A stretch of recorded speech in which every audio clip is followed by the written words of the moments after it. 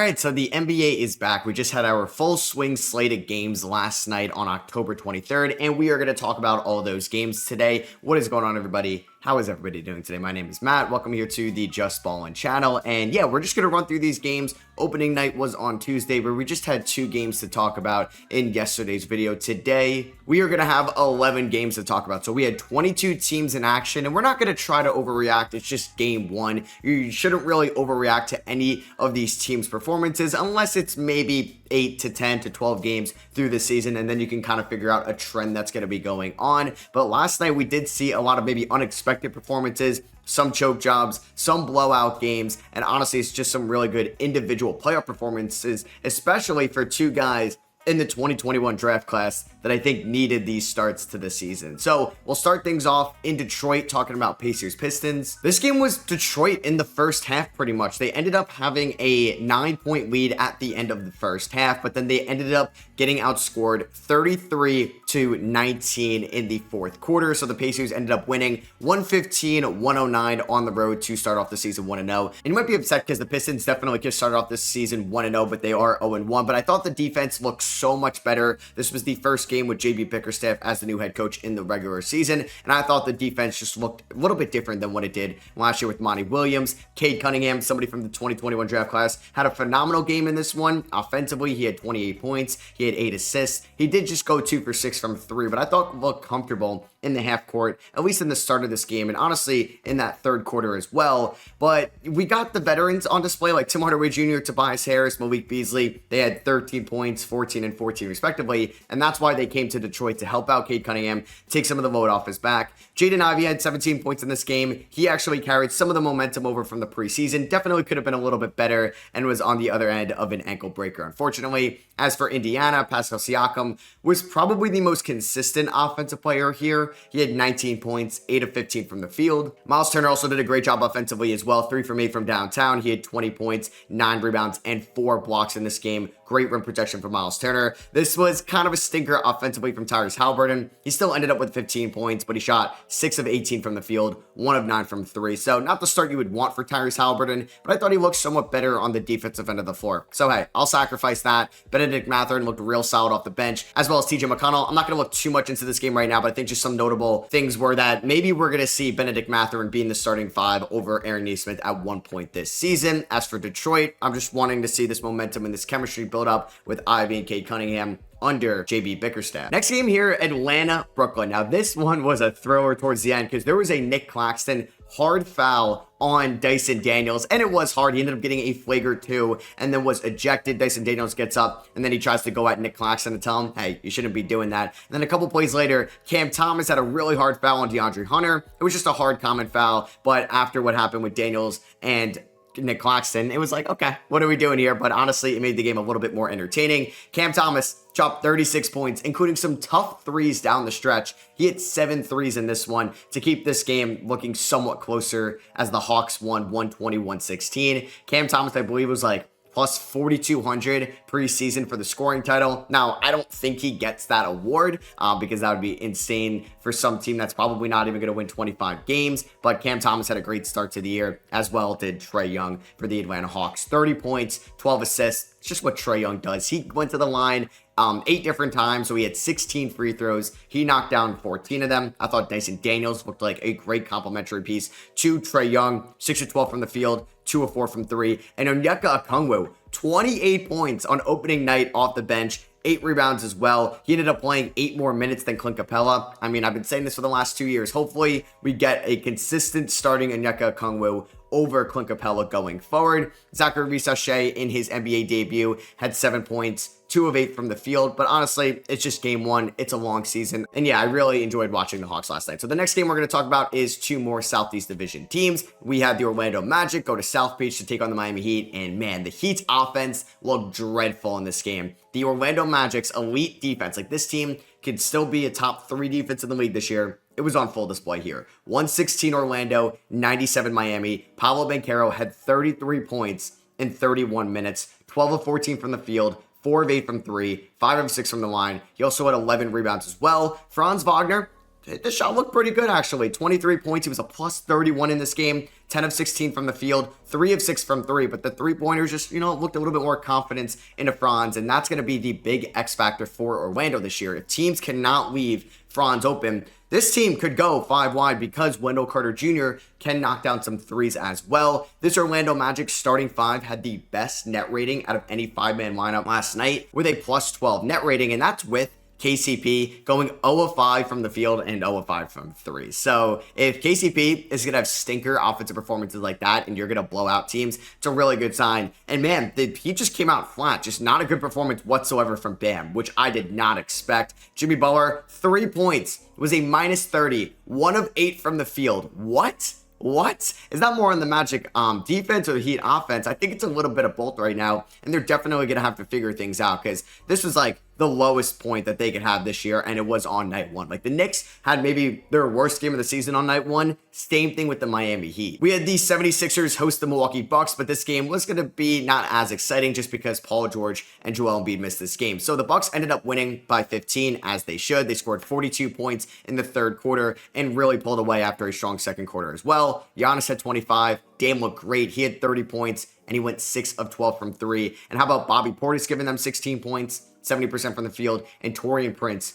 80% from 3, knocked down 4 out of his 5 three-point attempts. And Brook Lopez, man, I know he's getting older and he's not the greatest offensive player in the world anymore, but man, is he a good rim protector. 6 blocks last night. Maxey, though, as the number 1 option with Embiid and Paul George out, it was still tough for him. And that's something he's going to have to figure out with Embiid, who's inevitably going to miss some time. Same with Paul George. Maxey forced a ton. 10 of 31 from the field, 2 of 9 from 3, was not really good whatsoever on the offensive side of the floor. But hey, the game really wasn't opened up for him. They started KJ Martin, played Caleb Martin 37 minutes in this game. It's just not what you want to see from Philly, where you're having to rely on some of these guys you shouldn't have to rely on too much, just because Embiid and Paul George are already out. I think Paul George is still going to miss a little bit more time because of the injury he suffered in the preseason. Embiid may come back for the 4th game of the year against the Detroit Pistons. All right, this game script was something I did not expect. You had the Toronto Raptors, who were home hosting the Cleveland Cavaliers, and the Cavs blew them out. They outscored them by 19 points in the second quarter, 6 points in the third quarter, 4 points in the third quarter. After just being up 33-32 after the first,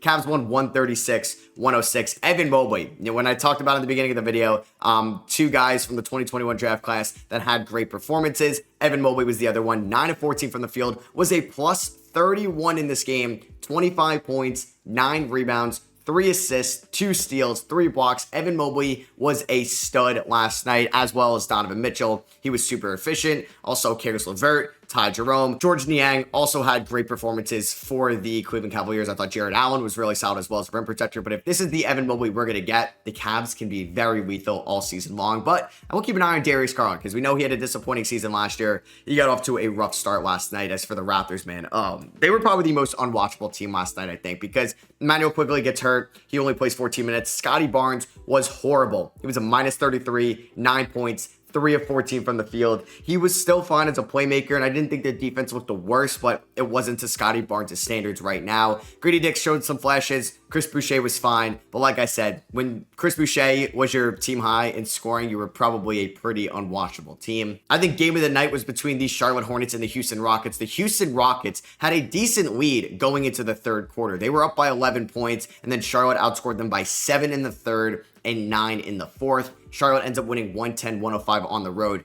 After the first half, everybody on Twitter was just gassing up the Houston Rockets. They're the team to watch this year. I'm fully bought in. Brandon Miller gets hurt in this game. He only plays 11 minutes, so they are down a decent amount of guys. Mark Williams was already ruled out in this game as well, and Houston was fully healthy outside of Steven Adams. And yeah, this is definitely a disappointing loss at home. Şengün, who was great in the first half, became non-existent in the fourth quarter. Grant Williams was kind of clamping him up. I thought Jalen Green was fine, but he was still forcing a lot of threes. 5 of 15 from downtown. Amen Thompson showed two-way flashes. Reed Shepherd showed flashes in the beginning, but couldn't really get going. And this was the LaMelo Ball and Trey Mann show. These two combined for 58 points. LaMelo had 34 points, 11 assists, 8 rebounds, 10 of 20 from the field, 10 of 10 from the line, including knocking down the final free throws. Super clutch by him. And then 24 points for Trey Mann, carrying that momentum he had at the end of last year for Charlotte. in the preseason with Charlotte, and now at the start of the regular season. He had 24 points, 8 of 16 from the field, and I am fully bought in on Trey Mann. I hope he outscores Miles Bridges this year, who didn't really have the greatest game. And if Brandon Miller is going to miss some time, man, I'm buying all the Trey Mann stock I can. So yeah, this team was out without Mark Williams. I thought Nick Richards played fine. He didn't play perfect, but yeah, this was definitely the LaMelo Ball and Trey Mann show, and I was shocked that Houston blew this game. Unfortunately, though, the Pelicans just seemed like a cursed team. So Zion misses opening night, even though they did win 123-111 against the Bulls. He was out with an illness, so hopefully he's going to be back soon. But yeah, DeJounte Murray fractured his hand, and he is going to be out indefinitely, which sounds like he's going to miss a decent amount of time, which is a shame because he had a good start to his season with the Pelicans. He ended up playing 30 minutes, 14 points, 10 assists, 8 rebounds. The shot wasn't there, but it was nice to have like a true point guard in New Orleans. Brandon Ingram got kind of off to a rough start in this game, but really showed out in the second half. He had a game high 33 points, 13 of 23 from the field. And yeah, the Pelicans just beat the Bulls. That's probably what I expected. It just stinks that DeJounte Murray gets hurt after Zion. We couldn't even watch him on opening night. But I guess a blessing in disguise. We did see Yves Missi have a really good rookie debut. And I thought played better than Daniel Tice, even though I thought Daniel Tice was fine. That is going to be definitely encouraging if you can go to Yves Missi as a reliable big man sooner than you originally thought. Zach LaVine had a great game. I mean, even though the Bulls lost, actually, if you're Bulls fans, you should be kind of happy about this one because you're losing games,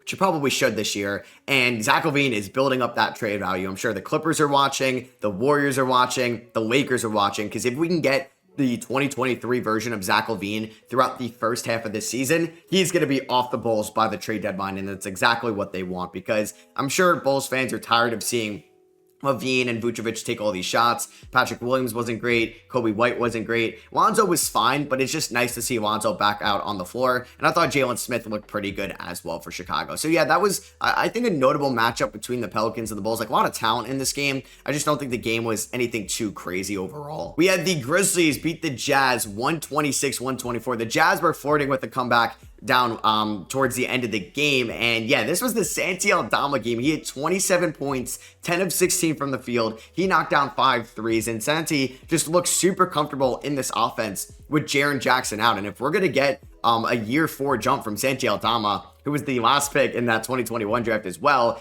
that could be so big for the Memphis Grizzlies if they can have Jaren Jackson at the 5 in crunch time and Santi Aldama at the 4, because that could just have arguably the greatest floor spacing in the league if Jaren Jackson could show that he's a consistent shooter. Because Zach Edey, man, it's not the debut you wanted. He fouled out in 15 minutes. The Utah Jazz were going right at him, got him into foul trouble, and Taylor Jenkins just didn't take him out. Fouling out in 15 minutes was kind of nuts. But John Morant, welcome back in 28 minutes. He had a great game. Desmond Bane, not his best shooting performance, but still had a good game overall. And shout out to Jay Huff, giving the Memphis Grizzlies 13 points off the bench when they were banged up with no GG Jackson, no Vince Williams, and no Jaren Jackson. Brandon Clark definitely looks a little bit rusty out there as well, so I'd like to see him going. Maybe the worst performance of last night was Keontae George, 3 of 18 from the field. We saw this at Baylor. We saw this last year. You're going to get these performances with Keontae George. But what I did like was the playmaking. I've been skeptical that he could be your long-term point guard because of the playmaking limitations. So it's nice to see 7 assists last night. Markkanen had 35 points. Still one of the top wings in this league, so I'm not really surprised there. Taylor Hendricks got to start, which made me really happy because I'm still really big on Taylor Hendricks. And then Walker Kessler had a great start to year number 3, which I expected him to kind of revert to what he was in his rookie season. And last year was maybe just like that Scotty Barnes year 2. You don't take the leap, and you're kind of stagnant from your rookie season. And I thought Walker Kessler looked phenomenal last night, which is going to be big for Utah. And having like Markkanen or Hendricks at the 3, the other guy at the 4, and Kessler at the 5 is a ton of fun, honestly, going forward. So yeah, I'm definitely going to be tuning into a lot of Utah Jazz basketball. We had the Phoenix Suns beat the LA Clippers in overtime. The Phoenix Suns came back there down in the 4th quarter after being up for most of the game, and then the Clippers had a great 3rd quarter. They win 116-113 in the Clippers' debut in their new arena, which I've heard amazing things about. KD had 25 points. Maybe didn't look like normal KD out there, what you'd expect, but he's like, this is the bottom line for KD. 25 points, 8 of 17 from the field. 44 minutes for KD on opening night. Kind of shocked me. I don't think that this lineup, though, is going to be able to work out long-term of KD, Nurkic, Tyus, Beal, and Booker. it's just not a good defensive lineup, and they were not good defensively, I think, as a cohesive unit overall. I wonder if there's a way to get Royce O'Neal in there. Maybe you have to take out Tyus Jones because Bradley Beal was their best offensive player last night. And if he's going to go back to what he was in Washington, be consistent enough with the efficiency and the off-ball ability, that's going to be great for Phoenix going forward. And I think Devin Booker can end up being a good point guard where you can move Tyus Jones to the second unit. For the Clippers, hey, James Harden, I mean, we're going to get these shooting performances. 10 of 28 from the field, 2 of 9 from 3, 8 turnovers. It's the full James Harden experience, but he had 29 points, 12 rebounds, and 8 assists. We definitely have to get used to these James Harden performances throughout the year. I thought Ivica Zubac played great, and maybe this is going to be a nice leap from Ivica this year. Powell played all right, not the really efficiency you would like. Derek Jones Jr. I thought played well, and Amir Coffey was a solid spark plug for the Clippers off the bench. Hey, if they're going to just be competitive in these games without Kawhi Leonard, that's all you can ask for as a Clippers fan. And the last game we're going to talk about was a blowout between the Golden State Warriors and the Portland Trail Blazers. Golden State won 139-104 in Portland. Golden State ended up running out a 12-man lineup out there for most of this game, which was definitely shocking that Steve Kerr opted to do that. I don't know if he'd be doing that against better teams than the Portland Trail Blazers. But yeah, he played a lot of guys last night. Curry only played 25 minutes. He barely played in the fourth quarter. I don't even know if he played in the fourth at all. He was a plus 23, 1 rebound away from a triple-double. Thought Jonathan Kuminga didn't look great in this one, sadly, but Buddy Hield did, and he was a knockdown shooter for them. And Moses Moody looked pretty good as well. As for Portland, I don't know why we're not starting Scoot Henderson, and maybe it's just when Scoot Henderson is in the games, but he always has the worst plus-minus. He was a minus 30 last night, even though he had a team-high 22 points, 8 of 9 from the free throw line, 7 of 18 from the field, but he did go 0 of 5 from 3, 4 rebounds and 4 assists. I just don't know why we're not starting Scoot Henderson. The draft pedigree he has, he should be starting every night, giving him the most run possible where he could develop as a full-time starter. I know he played 28 minutes, which is one more than Denny Avdia did, but I think you should just bench Toumani Camara, who's a good player. Just have him run in the second unit, and you need to start Scoot Henderson, because Chauncey Billups, if we're not doing that, I'm going to be very upset with you come mid-season. And that's going to be for me. I hope you guys did enjoy. Let me know if you guys enjoyed the style of content on YouTube. If you guys were listening in the audio versions on Apple Podcasts and Spotify, we appreciate a rating and review. Let me know in the comments what you guys thought about these games, and I'll catch you guys in the next one. Peace.